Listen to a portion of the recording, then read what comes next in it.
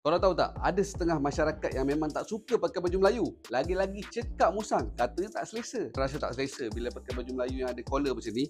Boleh pilih ni, baju Melayu Teluk Belanga. Yang ni style Johor, tak ada collar. Yang ni memang betul-betul selesa lah.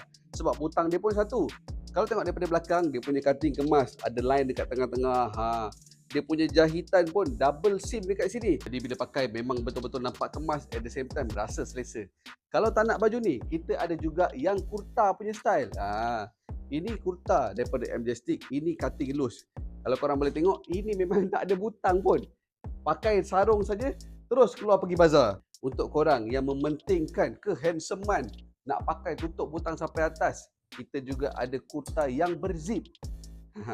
Kurta Majestic yang berzip. Kalau korang boleh tengok kat sini kan, dia masih lagi kekalkan double collar, tapi kita tukar dengan zip tanpa seluar.